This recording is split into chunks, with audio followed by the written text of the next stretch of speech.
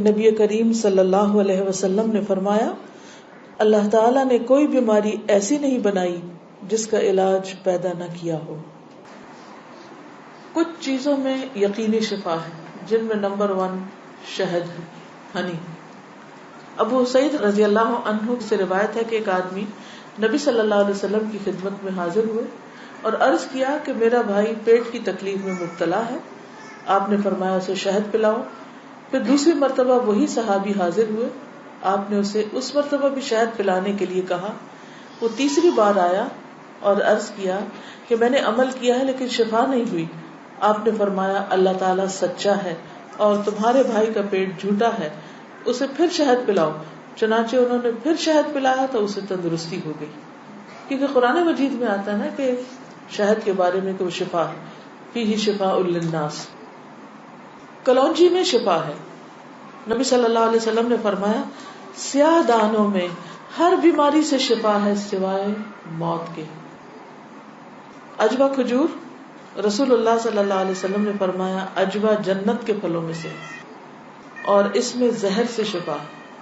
یعنی اگر آپ سمجھتے کہ آپ کے جسم میں آپ کا بلڈ پوائزنس ہو گیا ہے یا ویسے آپ کے اندر بہت ٹاکسنز ہو گئے ہیں تو اس صورت میں بھی آپ اس سے فائدہ اٹھا سکتے ہیں۔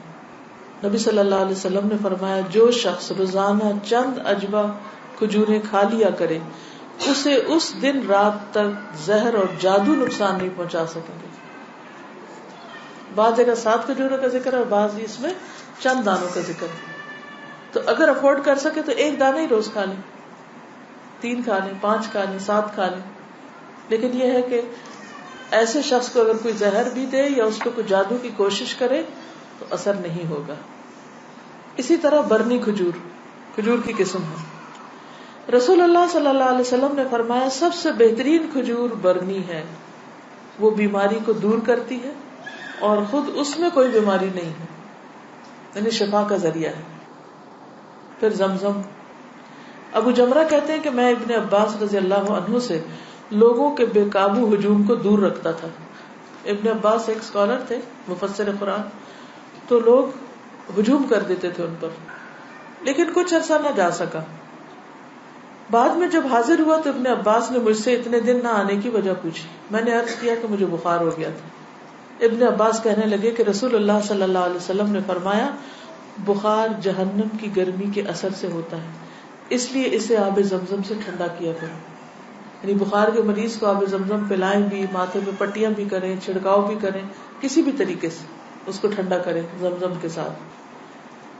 پھر پانی سے علاج۔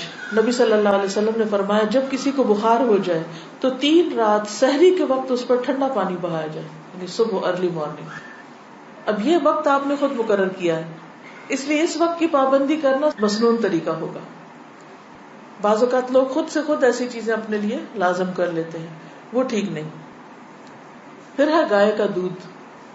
عبداللہ سے روایت ہے کہ رسول اللہ صلی اللہ علیہ وسلم نے فرمایا اللہ تعالیٰ نے بڑھاپے کے علاوہ ہر بیماری کا علاج نازل کیا ہے۔ گائے کا دودھ لازمی طور پر استعمال کیا کرو کیونکہ یہ ہر قسم کا درخت چرتی ہے، یعنی جو جانور مختلف درخت چرتے ہیں پھر ان کے دودھ کے اندر اس کا اثر آ جاتا ہے، یعنی وہ ایک طرح سے ان کے دودھ میں بہت ساری میڈیسنز خود بخود شامل ہو جاتی ہیں۔ حجامہ کے ذریعے علاج۔ ابن عباس بیان کرتے ہیں نبی صلی اللہ علیہ وسلم نے فرمایا بہترین دن جس میں تمہیں سینگی لگوانی چاہیے وہ چاند کا 17واں، 19واں اور 21واں دن ہے۔ معراج کی رات فرشتوں کے جس گروہ کے پاس سے بھی میں گزرا اس نے یہی کہا اے محمد صلی اللہ علیہ وسلم سینگی لگوانے کا اہتمام ضرور کرنا، یعنی حجامہ ضرور کروانا۔ فرشتوں کی ہر جماعت نے آپ کو یہی مشورہ دیا۔ انس رضی اللہ عنہ کہتے ہیں کہ رسول اللہ صلی اللہ علیہ وسلم نے فرمایا جب تم میں سے کسی کا خون بھڑکنے لگے، یعنی بلڈ پریشر ہو جائے، بی پی ہائی ہو جائے، تو وہ سینگی لگوائے، کیونکہ خون کے جوش مارنے سے آدمی کی موت واقع ہو سکتی ہے، یعنی بعض اوقات بی پی کے ہائی ہونے سے انسان مر سکتا ہے۔ پھر کھمبی کے پانی میں شفا ہے۔ کھمبی جو من کی ایک قسم ہے جس کو یہ کہتے ہیں مشروم، اور اس کا پانی آنکھ کی دوا ہے۔ عود ہندی میں شفا ہے۔ ام قیس سے مروی ہے کہ میں اپنے ایک لڑکے کو لے کر حضور صلی اللہ علیہ وسلم کی خدمت میں حاضر ہوئی۔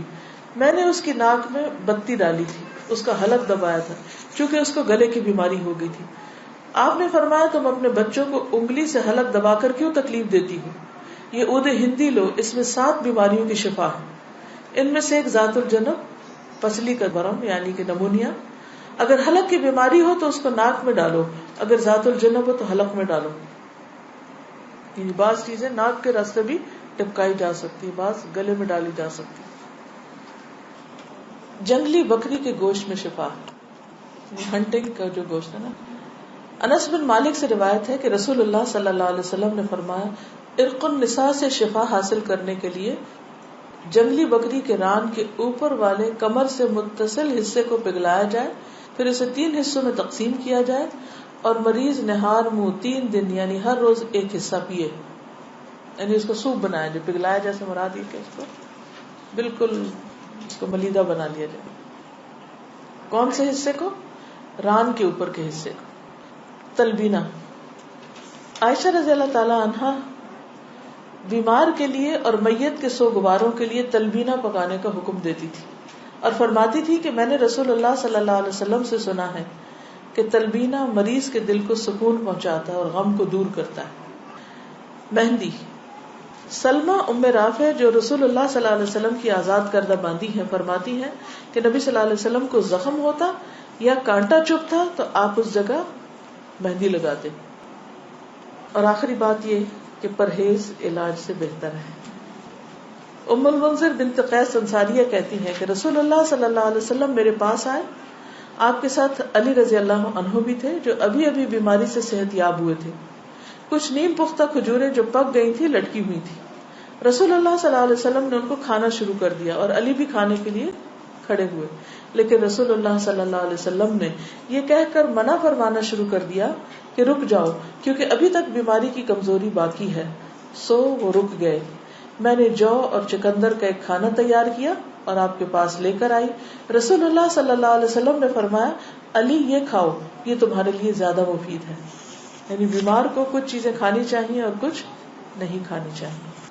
تو اس لیے حکم کیا ہے کہ علاج کرتے رہو.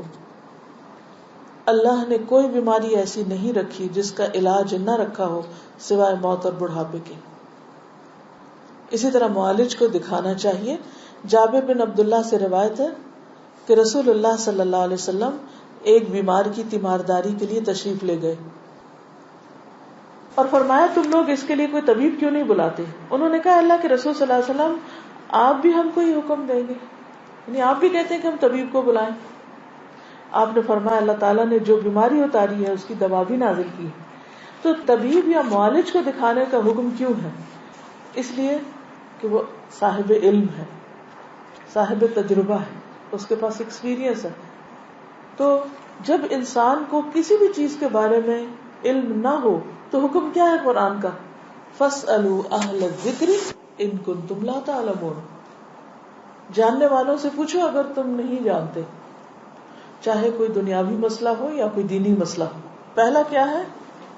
توکل، اللہ پہ بھروسہ کہ شفا مجھے دے گا تو وہی دے گا.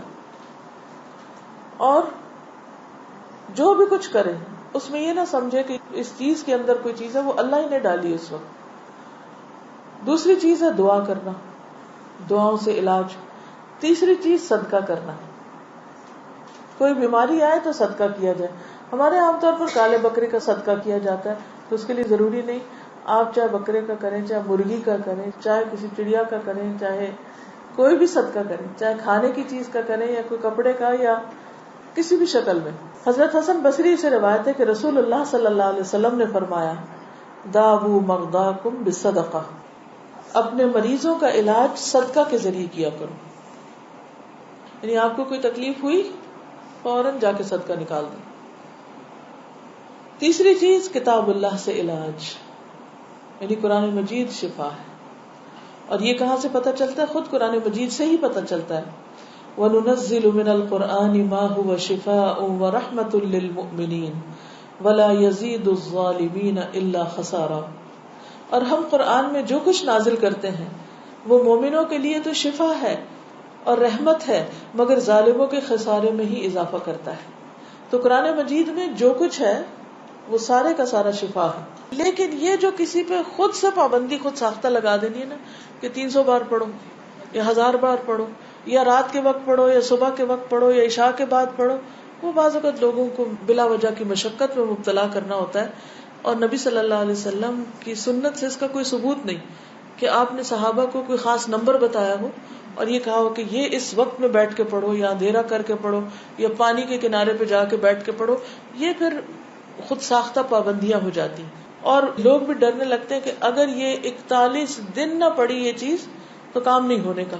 نہیں، اللہ تعالیٰ تو ایک دفعہ سے بھی سنتے ہیں. لا الہ الا انت سبحانک انی کنت من الظالمین. اصل چیز ہے کہ اخلاص اور شوق کے ساتھ انسان پڑھے.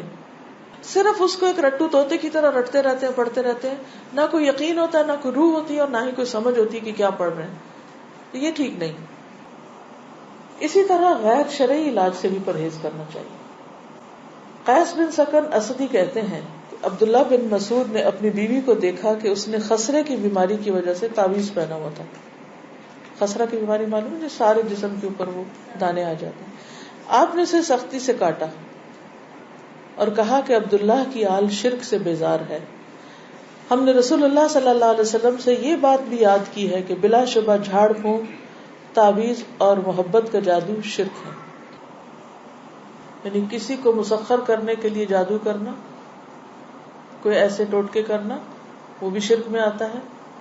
یعنی بعض خواتین ہوتی ہیں نا، وہ اپنے شوہر کا دل جیتنے کے لیے بابوں کے پاس چلی جاتی ہیں، وہاں سے کچھ عملیات کرواتی ہیں، تو یہ شرک میں آ جاتا ہے. اسی طرح کوئی چیز باندھ کے اسے گلے میں لٹکا لینا، یہ بھی درست نہیں. اس کو پڑھنا چاہیے. اور شرک یا دم جو ہے یہ سب کچھ پھر شرک میں شامل ہو جاتا ہے. اسی طرح حرام ادویات بھی منع ہے.